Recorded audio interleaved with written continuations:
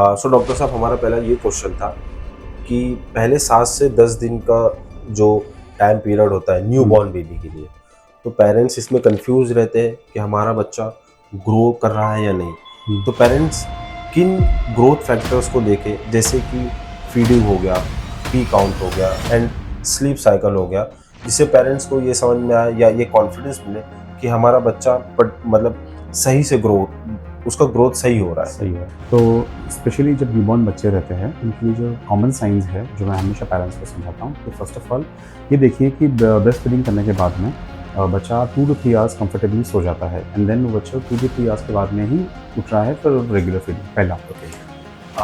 कई बार जो new born babies होते हैं वो अक्सर रोते हैं, तो इनको पेरेंट्स जो है कैसे डिकोड करें। हेलो दोस्तों, मैं उमर शेख और आज हम बच्चों की हेल्थ को सिंपल लैंग्वेज में डिकोड करने वाले हैं। अगर आप नए पेरेंट्स हैं या 10 साल तक के बच्चे के मॉम डैड, तो ये एपिसोड्स आपके लिए एक प्रैक्टिकल गाइड जैसा होगा। हम बात करेंगे न्यू बॉर्न बच्चे के पहले 100 दिन, फीडिंग और सॉलिड्स, सही स्लीप रूटीन के बारे में, स्क्रीन टाइम का रियल इम्पैक्ट, ब्रीदिंग इशू जैसे वीज और अस्थमा। हमारी कोशिश ये रहेगी कि सिर्फ आपको नॉलेज ना मिले, बल्कि एक डुएबल स्टेप में आपको गाइड मिले, जिससे आप कॉन्फिडेंट फील कर सके। और हाँ, हर बच्चा यूनिक होता है, तो आज के टिप्स जनरल बच्चे के लिए है और आप अपने डॉक्टर की एडवाइस जरूर फॉलो करें। चलिए शुरू करते हैं। तो आज मेरे साथ है डॉक्टर मजहर, जो child and new born specialist है, जिन्हें 8 साल का एक्सपीरियंस है इन पर्टिकुलर फील्ड। डॉक्टर साहब, थैंक यू फॉर ज्वाइनिंग। आज हम पेरेंट्स के सबसे कॉमन बट सबसे कॉम्प्लेक्स सवाल को सीधे तरीके से जानने की कोशिश करेंगे। Let's start. जी, आपका बहुत बहुत शुक्रिया। मेरा नाम डॉक्टर मज़हर है। मैं चाइल्ड एंड न्यूबॉर्न स्पेशलिस्ट हूँ इस हॉस्पिटल मीरा रोड से। यहाँ पे मुझे ऑलमोस्ट अभी 8 ईयर्स का प्रैक्टिस हो चुका है एंड बेसिक जो डाउट्स है वो मैं आज आपके साथ में क्लियर कर दूंगा, जो भी आपके क्वेश्चंस रहेंगे। सो डॉक्टर साहब, हमारा पहला ये क्वेश्चन था कि पहले 7 से 10 दिन का जो टाइम पीरियड होता है न्यू बॉर्न बेबी के लिए, तो पेरेंट्स इसमें कंफ्यूज रहते हैं कि हमारा बच्चा ग्रो कर रहा है या नहीं। तो पेरेंट्स किन ग्रोथ फैक्टर्स को देखें, जैसे कि फीडिंग हो गया, पी काउंट हो गया एंड स्लीप साइकिल हो गया, जिससे पेरेंट्स को ये समझ में आए या ये कॉन्फिडेंस मिले कि हमारा बच्चा मतलब सही से उसका ग्रोथ सही हो रहा है। सही है। तो स्पेशली जब न्यूबॉर्न बच्चे रहते हैं, उनके लिए जो कॉमन साइंस है, जो मैं हमेशा पेरेंट्स को समझाता हूँ कि फर्स्ट ऑफ ऑल ये देखिए कि ब्रेस्ट फीडिंग करने के बाद में बच्चा 2 टू 3 आवर्स कंफर्टेबली सो जाता है एंड देन वो बच्चा 2 टू 3 आवर्स के बाद में ही उठ रहा है फिर रेगुलर फीडिंग पहला। ओके। दूसरा पॉइंट ये रहता है कि आप बच्चे के जो डायपर्स है एटलीस्ट 24 आवर्स में 6 टू 8 टाइम्स चेंज कर रहे हो, यानी बच्चों यूरिन पास कर रहा है एटलीस्ट 6 टू 8 टाइम्स।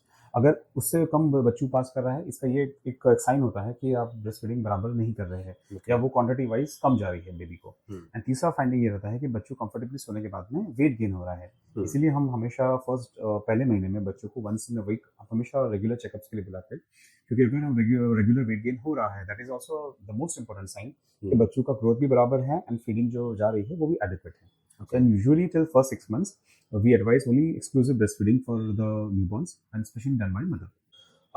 कई बार जो न्यू बॉर्न बेबीज होते हैं वो अक्सर रोते हैं, हम्म। तो इनको पेरेंट्स जो है कैसे डिकोड करें कि बच्चा राइट नाउ बच्चे को भूख लगी है या बच्चा इन समहाउ इन पेन, सो वो कैसे डिकोड करें। वैसे फर्स्ट यूजुअली जो न्यूबॉर्न बच्चे रहते हैं उनको जब आप ब्रेस्ट फीडिंग कर लेते हो, अगर विद इन 2 टू 3 आवर्स रो रहा है, दैट इज अ साइन कि बच्चों को हंगर है, भूख है, इस वजह से वो रो रहा है। ओके।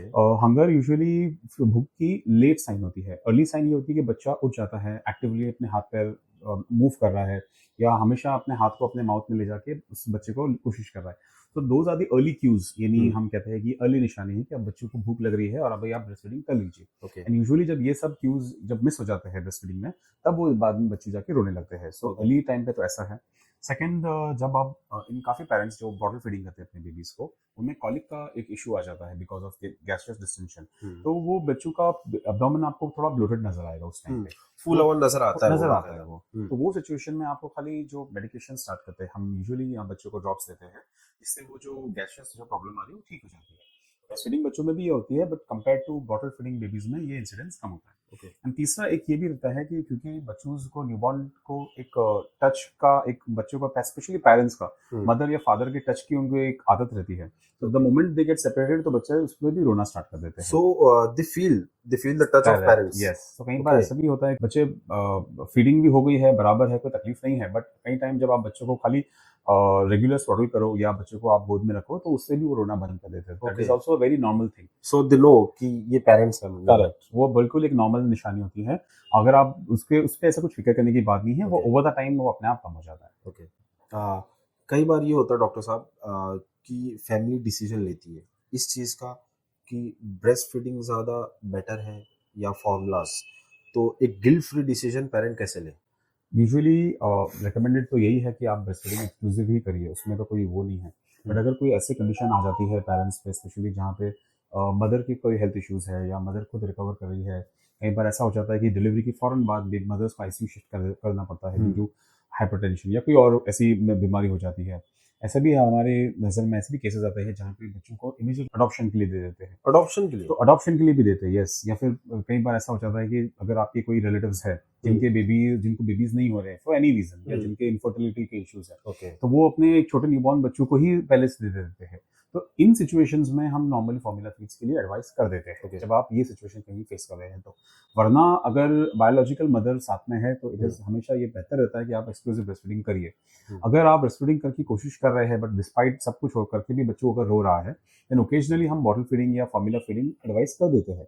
और खासकर जब आप कहीं ट्रैवल कर रहे हैं, कहीं सफर कर रहे हैं, कहीं लंबा सफर आ रहा है, क्योंकि कई बार पेरेंट्स अपने मदर्स अपने होम टाउन चले जाते हैं बेबीज को लेके, वहाँ पे महीना 2 महीना या 3 महीना रुकते हैं। तो कभी कभी कभार वहाँ पे भी अगर ट्रैवल कर रहे हैं तो एडवाइसेबल आप फॉर्मूला फीड्स दे दो। बट अगर ब्रेस्ट फीडिंग करेंगे तो ज़्यादा बेटर है। उसकी वजह यह है कि स्पेशली होम टाउन में या नेटिव प्लेसेस में जब आप फॉर्मूला फीड्स यूज करते हो तो हार्डनेस ऑफ वाटर चेंज हो जाता है, इस वजह से भी फिर बेबीज को बाकी कुछ तकलीफें स्टार्ट हो जाती है, स्पेशली कॉन्स्टिपेशन की, गैसेस की।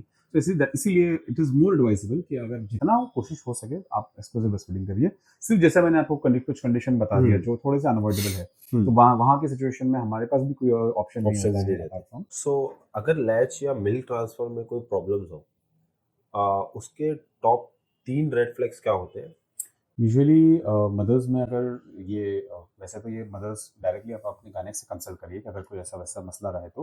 बट यूजुअली निपल क्रैकिंग या निपल का सॉरनेस हो जाता है या फ्लैट निपल्स रहता है, these are the some of the reasons जहाँ बच्चे को लैचमेंट में अगर प्रॉब्लम आ सकती है। सेकेंडली बच्चा अगर हम उसके लिए भी हम कुछ ऐसा पेरेंट्स को काउंसलिंग करते हैं, और भी कुछ मेथड्स होते हैं जो गायनेक्स यूजुअली खुद सजेस्ट करते हैं अपने बच्चों को। और यूजुअली हम बच्चे को ये कहते हैं कि अगर बच्चा ब्रेस्ट फीडिंग ले नहीं रहा है या बहुत ही सुस्त है, फीडिंग बराबर से नहीं ले रहा है, या तो फीडिंग को काफी देर से स्लो इनएडिक्वेट ले रहा है, वो हमारे एक तरह से निशानी रहती है कि कहीं ना कहीं लैचिंग के कुछ मसला है। और डेफिनेटली यहाँ पे आप एक लैचमेंट के लिए या तो आप गायनेक को डेफिनेटली कंसल्ट करिए अगर मदर में कोई तकलीफ है तो। अगर मदर में ऐसे कोई तकलीफ नहीं है तो फिर यूजुअली एक पीडियाट्रिशियन या तो फिर एक लैक्टेशन कंसल्टेंट भी आते हैं जो पेरेंट्स को स्पेशली इस मामले में गाइड कर लेते हैं इस इश्यूज में।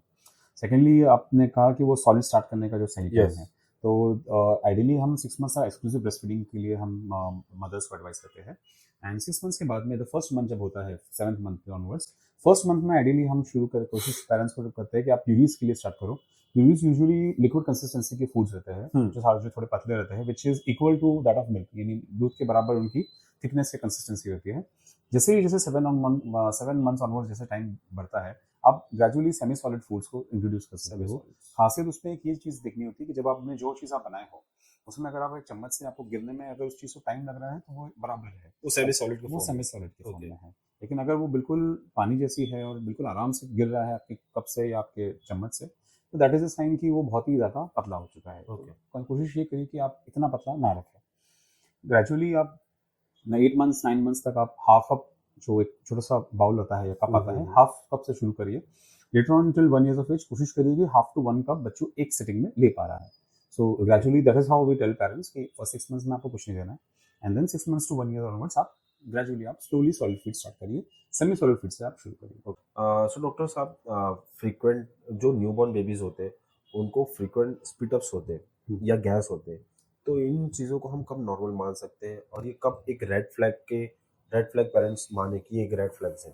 एंड जो बच्चों का एक स्लीप साइकिल होता है तो डिफरेंट एज के हिसाब से वो चेंज होता है, जी। तो उससे रिलेटेड आप कुछ गाइड करें। देखिए, सबसे पहली बात तो जो स्पिट-अप्स है, वो एक बिल्कुल नॉर्मल सी चीज़ है। कई बार बच्चे ओवर फीडिंग कर लेते हैं या कई बार जब बच्चों को गैसेस की तकलीफ होती है, इस वजह से भी स्पिट-अप्स आते हैं। पर जहाँ पे कंसर्न की बात ये है कि बच्चों बहुत ज़्यादा फोर्सफुल फीडिंग वॉमिटिंग कर रहा है। फोर्सफुल एज़ इन का एक बहुत ही सिंपल निशानी ये होती है कि अगर बच्चा वॉमिट कर रहा है और बच्चे के अपने कपड़े पे कहीं नहीं जा रहा है, दैट इज़ अ साइन कि ये फोर्सफुल फीडिंग है, फोर्सफुल ओके, वॉमिटिंग है। Forceful moment. तो जब ये फोर्सफुल वॉमिटिंग होती है तो दैट इज़ कि हाँ, ये एक रेड फ्लैग है। सेकंडली कि बच्चे के वॉमिट में कहीं भी आपको ग्रीनिश कलर का कुछ लिक्विड या ब्लड या कुछ भी ऐसा कुछ अनयूजुअल चीज़ नज़र आ रही है। तीसरा कि उसकी वजह से बच्चों का वेट गेन नहीं हो रहा है बराबर से। बच्चा इतना उल्टी कर रहा है कि बच्चे की वज़न बराबर से जिस तरह से बढ़ना चाहिए वो नहीं बढ़ रही है। ये एक साइन होती है क्योंकि कई बार बच्चों में रिफ्लक्स की बीमारी भी आ जाती है। रेयर है, उतनी फ्रीक्वेंटली नहीं मिलती है। पर दैट वो एक अपने आप से एक अलग केस हो जाता है उस ओके। मामले में। तो एज़ लॉन्ग एज़ अगर वेट गेन हो रहा है, बच्चा एडिक्वेटली फीड ले रहा है, आप भी अननेसेसरी ओवरफीडिंग नहीं कर रहे हो, तो ये अगर ये 3-4 चीज़ें अगर आप ध्यान में दे रहे हो, that is not a big problem. Unless अगर आपको ये सब जो रेड फ्लैग्स बताया, तो फिर आपको एक कंसल्ट करना होगा एक पीडियाट्रिशियन को। सेकंडली हेल्थ स्लीप टाइमिंग जैसा आपने कहा, यूजुअली न्यूबॉर्न फेज में बच्चे 14 टू 17 आवर्स आराम से सो लेते हैं। 14 to 17 आवर्स। यस, कुछ केसेस में तो 18 आवर्स भी बच्चे सो लेते हैं। 18 बट आवर्स। जैसे जैसे बच्चों का फिर जब ग्रोथ होता है, जब वो हम्म। बैठना सीखते हैं, थोड़ा सा जब क्रॉलिंग करना सीखते हैं, तो उनका फिर स्लीपिंग टाइम धीरे धीरे कम होते होते 12 hours and then later on जब बच्चे क्लोज टू 1 ईयर जब एज आ जाती है, then it can reduce up till 9 to 10 hours also. जैसे जैसे उनकी एक्टिविटी बढ़ेगी, जब वो वॉकिंग करना सीखते हैं, क्रॉलिंग करना सीखते हैं, सिर्फ चलना सीखते हैं, तो डेफिनेटली उनकी एक्टिविटी जब बढ़ती है तो स्लीप टाइम ग्रेजुअली कम हो कम हो जाता है। जाते हैं। तो अप टिल न्यूबॉर्न फेज में जब पेरेंट्स की यूजुअल कंप्लेन रहती है कि हमारा बच्चा बहुत सोता है, तो ये काफ़ी नॉर्मल चीज़ है क्योंकि बच्चे 17 टू 18 आवर्स वैसे भी सोते सो जाते हैं। ओके। वो खाली फीडिंग के लिए उठते हैं और फिर सो जाते हैं। तो that is a very normal thing, specially newborn's में। आसान जिंदगी। बहुत आसान। यस। सो डॉक्टर साहब, जैसे आज की जिंदगी में जैसे इंटरनेट फास्ट हो गया एंड मोबाइल सबके हाथ में आ गए हैं, डिवाइसेस बेसिकली अवेलेबल है हर एक के पास। तो ऐसे में जो न्यू बॉर्न बेबीज है या अभी जो पैदा हुए हैं बच्चे, उनके हाथ में जो स्क्रीन डिवाइसेस आ चुके हैं, तो उनका उस पर क्या इम्पेक्ट पड़ता है। एंड कई केसेस में ऐसे होते हैं कि पेरेंट्स भी बच्चों की आदतों को ख़राब करते हैं कि जब वो खा रहे हैं या कोई ऐसे इवेंट्स होते हैं तो उनमें टेक बाउंड्रीज भी होना चाहिए। तो इसके लिए आपका क्या सजेशन है। And the second one is जो फर्स्ट डेंटल चेकअप होता है न्यू बॉर्न बेबी का, तो वो कब होना चाहिए। एंड जो हम लोग रोजाना के एतबार से जो फ्लोराइड टूथपेस्ट जो हम यूज़ करते हैं, तो इस पे आपकी क्या राय है। अच्छा, जहाँ तक कि आपने वो स्क्रीन टाइम के लिए जो बात कहे है, वैसे स्क्रीन टाइम छोटे बच्चों में यूजुअली रिकमेंडेड नहीं है। ओके। हम पेरेंट्स को यूजुअली यही एडवाइस करते हैं कि स्क्रीन टाइम चाहे वो मोबाइल, टैबलेट, लैपटॉप या टीवी कोई भी तरीके से कोशिश ये करें कि न्यूबॉर्न फेज में तो डेफिनेटली ना दिखाए। और जैसे जैसे बच्चे बड़े होते हैं, लोअर लिमिट तो मेंशन नहीं है कहीं भी, कोई भी आप टेक्सचर आप बुक्स में चेक करोगे, बट जो एक अपर लिमिट हमारे अमेरिकन एकेडमी पीडियाट्रिक्स यूजुअली वो 2 आवर्स का लिमिट सेट करती है। Screen time over Okay. 24 hours. ये स्क्रीन टाइम का कहने का मतलब होता है जिसमें सारे आ जाते हैं। स्क्रीन टाइम में उन्होंने स्पेसिफिकली स्क्रीन टाइम कहा है, इसका मतलब tablet, TV, laptop, mobile all included हो जाते ओके, ऑल डिवाइसेस। हैं। All devices not more than 2 hours, Okay. That too in children who are more than 1 year, 1 to 2 years.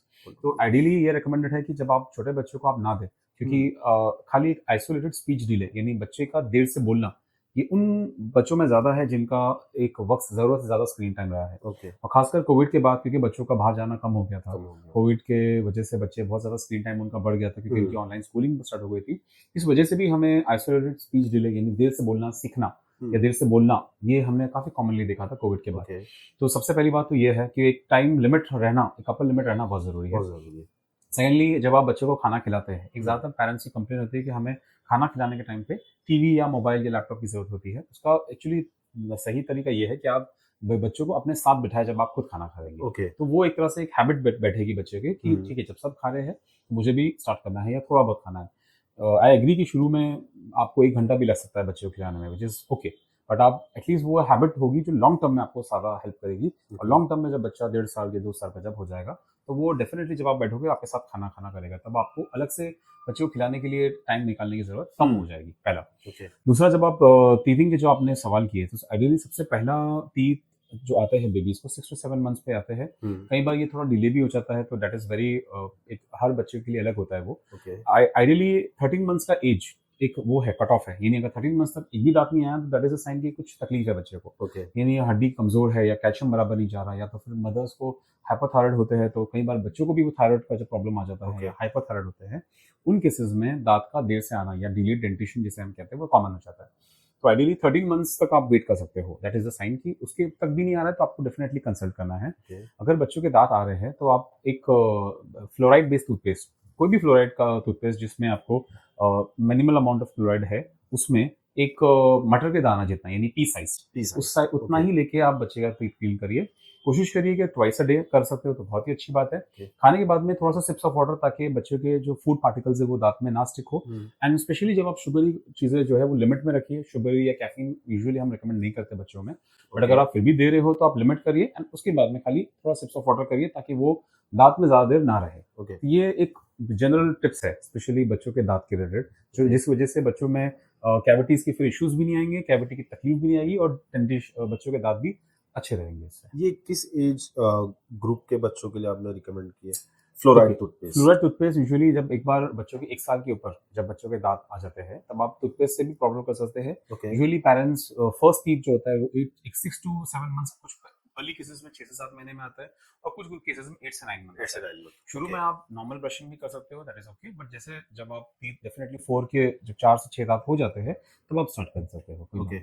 Sometime ये देखा गया है कि बच्चे भी पिकी ईटिंग करते हैं, सो पिकी ईटिंग से रिलेटेड पेरेंट्स इसका डिसीजन कैसे ले, आप क्या सजेस्ट करेंगे इसके लिए? अच्छा, तो पिकी ईटिंग के टाइम पे यूजुअली बच्चों को आप एक जनरल एक फंडा याद रखिए कि आप बच्चों की कलरफुल चीज़ें रखिए बच्चों के सामने जो उनको अट्रैक्ट करे। ओके। खाना थोड़ा सा आप ऐसा बनाइए जिसमें आप वेजिटेबल ऑयल, कुकिंग ऑयल आप ऐड कर सकते हो। हनी आप ओके। हमेशा 1 साल के ऊपर के बच्चे को आप दे सकते हो। हम्म। डेट्स आप ऐड करिए जिससे बच्चे के थोड़ा सा नेचुरल स्वीटनिंग हो जाए खाने में। ओके। और डेट्स का सिरप आता है मार्केट्स में अवेलेबल है, वो भी आप ऐड कर सकते हैं। ओके। तो आप बेसिकली नेचुरल फूड पे ज़्यादा रिलाई करें, कलरफुल बनाने की कोशिश करें और ग्रेजुअली इंट्रोड्यूस करो, बहुत ज़्यादा प्रेशर ना डालें। अगर उस टाइम पे नहीं खा रहा है तो उसको रुक जाइए, हफ्ता 1 वीक या 2 वीक का एक गैप लेके फिर से रीइंट्रोड्यूस कर सकते हो आप।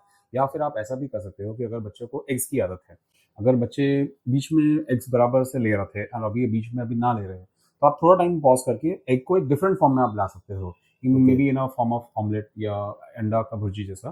थोड़ा स्टार्ट करिए एंड देन थोड़ा टाइम के गैप के बाद में आप बॉइल्ड एग्स को आप रीस्टार्ट कर सकते हो। तो आप Okay. उसका फॉर्म भी बदल के दे सकते फॉर्म बदल कर देखिए और उस जो ओरिजिनल फॉर्म है उस पर बहुत ज्यादा प्रेशर ना डालिए। थोड़ी देर के लिए पॉज देने के बाद में आप फिर से एक हफ्ता या 2 हफ्ते के बाद में रीस्टार्ट कर सकते हो। एंड कोशिश करिए कि 2 चीजें, एक तो कलरफुल बनाइए जो भी आपका खाना है, यानी आप चीजें ऐसा ऐड करिए। Colourful in the sense parents को ये भी बताना होगा कि कलरफुल का मतलब ये नहीं कि हम लोग आर्टिफिशियल फूड कलर्स नहीं, natural. Yes, natural colours, natural जैसे ये कैप्सिकम्स भी आते हैं, नेचुरल फूड जो भी है कलरफुल सब्जी कलरफुल रखने की Yes. कोशिश करो, बहुत ज्यादा ये मत करिए, बस दैट्स इट। ओके।